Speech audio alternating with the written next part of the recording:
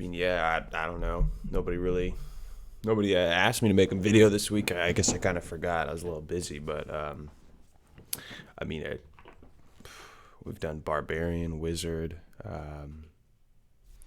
I can't think of what other class. Well, there is the sorcerer class. Shit. Okay. Well, if that intro means anything, I guess we are going to cover the sorcerer class today. That being said, let's just dive on into it. Sorcerer, really fun, great spellcaster to use, whether it's your first time getting into spellcasting. We went over the wizard, so same thing with there's still a spell save DC, there's still a spell attack modifier. They're going to be just same thing, same calculation, except this time they're taken with the charisma modifier. So sorcerer, your big one is going to be charisma. Just jumping into it, when you level up, when you're setting up your sorcerer, your two big ones should be charisma followed by constitution. Charisma, so you can set you can set a higher DC save against your opponents, and then the constitution, so you can take those hits because you're going to be a little squishy guy. Your hit points is 1d6, so that's what you're rolling with. Just take what you're given. But then from there, you're just going to roll into the spellcasting ability itself of the sorcerer. They've got access to cantrips, yada, yada, yada. We know how to cast spells. We've gone over that before. Same thing, sorcerer is going to have spell slots. This is, we're looking at a level 1 sorcerer right here on the monitor. Spell casting, and your origins, origin story, it's up to you. Basically, instead of, being a studious university student at college and learning your spells there like a wizard, writing in your books, or instead of selling your soul to a demon or an infernal being, for warlock powers, a sorcerer is just born with their powers, whether it's from a bloodline, whether it's from some sort of magic accident. Sorcerers, they came like that, baby. Okay, you came like that, sorcerer. That being said, I'm gonna just steamroll in. I don't go over any of the DLCs. Just gonna go over probably like level 1 to 3 as always. But at around level 2, you get Font of Magic. You'll have sorcery points, and you'll have this thing's called flexible casting. Basically, what sorcery points allow you to do is convert sorcery points into spell slots, or convert sorcery points and use them basically as you're able to kind of juice them up by either so the Font of Magic itself, just kind of explaining sorcery points in Font of Magic. At second level Font of Magic, you tap into a deep wellspring of magic within yourself. The wellspring is represented by these sorcery points. And so diving deeper into these sorcery points, you have 2 sorcery points. And then, hold on, let me follow. Because I think the sorcerer is just a little bit more complex. Here we go. Sorcery points. So just follow along, but you have 2 sorcery points, and you gain more as you reach higher levels shown in the sorcery points column table. You can never have more sorcery points than shown on the table of your level. You regain all spent sorcery points when you do a long rest. So to follow that, we're going to go right into flexible casting. You can use your sorcery points to gain additional spell slots, or sacrifice spell slots to gain additional sorcery points. So vice versa. You can give and take. You learn ways to use your sorcery points as you reach higher levels. So creating spell slots, they have a little chart right here. If it's a first level spell slot, you need to convert 2 sorcery points in order to gain back a first level spell slot, or you need to convert 2 spell slots to gain 1 sorcery point, if you're following. But basically, this can allow you to always have a spell in your back pocket. Not diving too much into it. Then there's meta magic. Meta Magic gives you all these different spell options themselves. At 3rd level, you gain the ability to twist your spells and suit your needs. You gain the following Meta Magic options of your choice. You gain another one at level 10 and level 17. So out of all these options that they have listed here, careful, distant, empowered, extended, heightened spell, quickened spell, subtle spell, twinned spell. I'm not going to read all of these, but as a sorcerer, you're given these options when you have meta magic to, either take at the time at level 3, you can take one of these options for careful through twinned. You can pick one up again at level 10, and then another one at level 17. That being said, I would always pick up twin spell. I would pick up twin spell, or I would pick up subtle spell. That all I'm saying. But then kind of going now, diving over to just the subclasses themselves. We have, I think they said,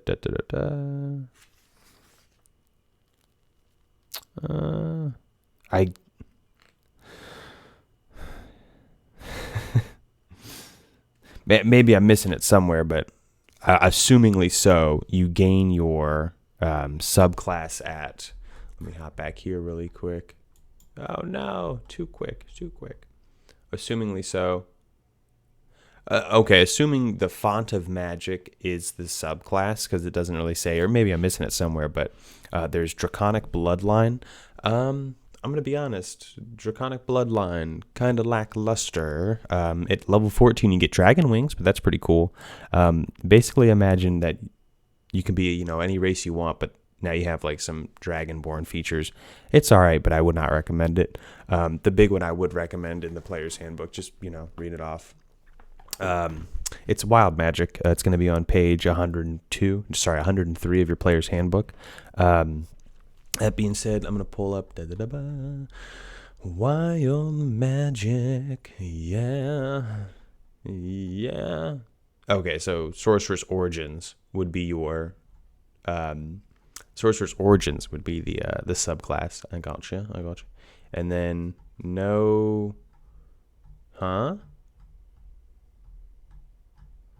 D&D. Oh, hold on. Because we are doing, I don't know why, but the D&D Beyond does not have the wild magic table.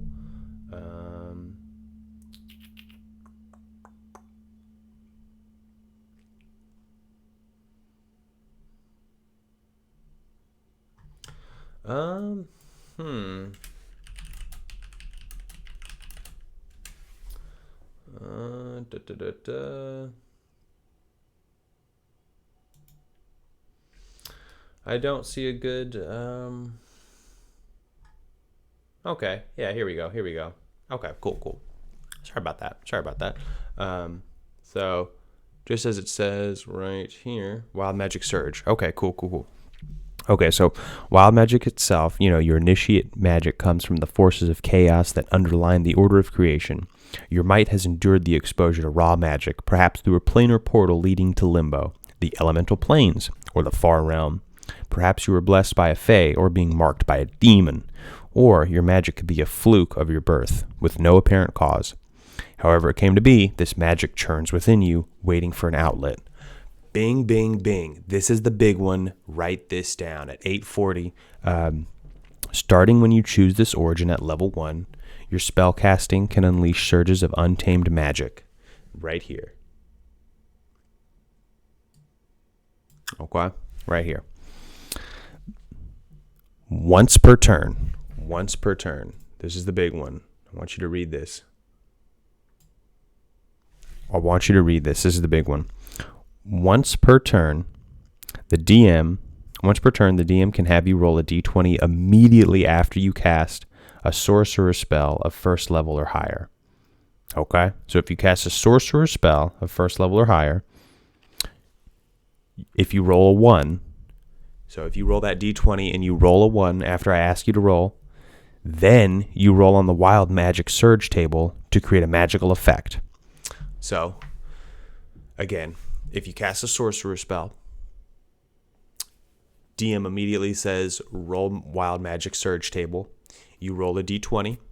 If you roll a 1 or whatever you and your DM work out. Then you roll on the Wild Magic Surge table. So let's say, you roll that 1.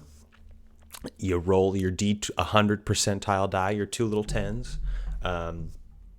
It can get anything on this board right here. And again, there's a 5% chance if you're following rules as written.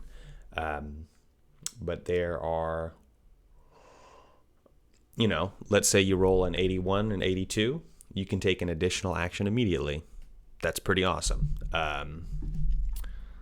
Let's say you roll 91, 92. If you die within the next minute, you immediately come back. The reincarnate spell. That's pretty cool. I know there's a fireball in here somewhere.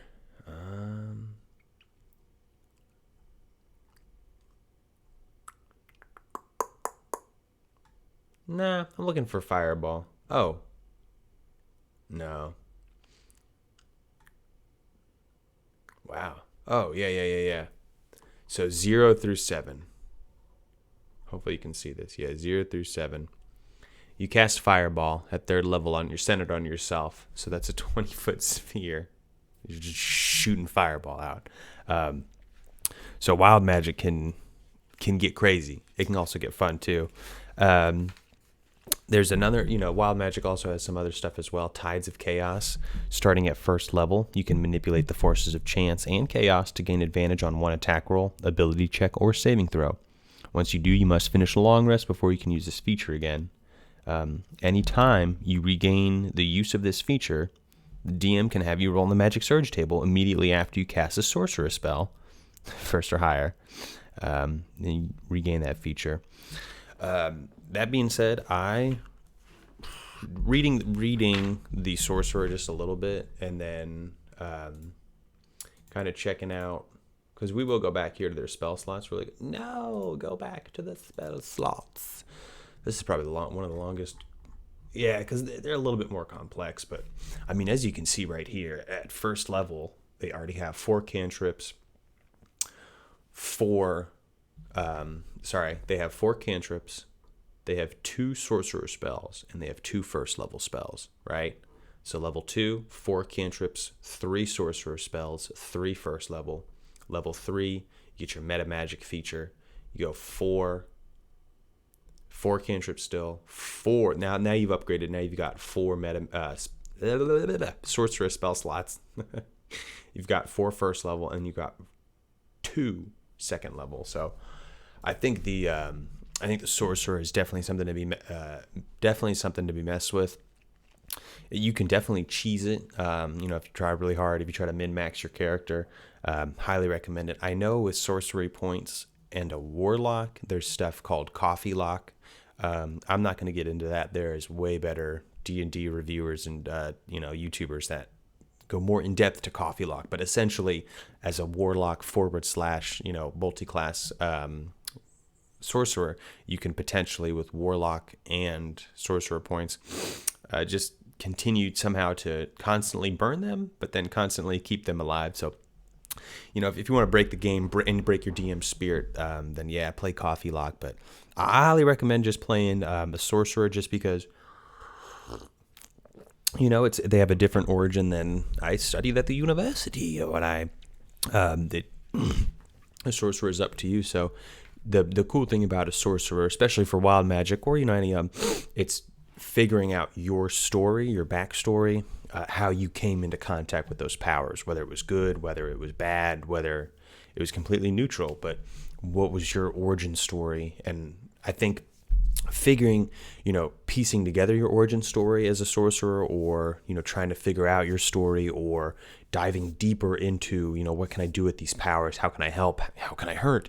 I think that's really cool as a sorcerer, because again, you were given these powers, so it's up to you to decide how you want to use these powers. That being said, I've got a sorcerer in my own homebrew campaign, and I've got a sorcerer in my Curse of Strahd campaign as well. So hopefully after watching this video, be able to play around with more of that wild magic surge, because that looked like a lot of fun. But yeah, I really have enjoyed making these videos so far. Just running through characters as a DM, reading all the classes, and then just kind of getting a better grasp. It gives me a better grasp on what the characters can do, what they're able to do, and then it gives me a better idea on if I need to give a recommendation, or just, hey, try this one. You might like it. But yeah, I definitely recommend just reading through the classes in the player's handbook. I'll start doing, subclass reviews, but later on, we still need. I think we still have to go over the druid and the cleric. Yeah, I need to go over the cleric. It's my favorite. But hey, as always, thanks again for watching, guys. You're the reason why I do this. Enjoy your weekend. As always, man, keep it cool. Enjoy your Easter too. Happy Easter, y'all.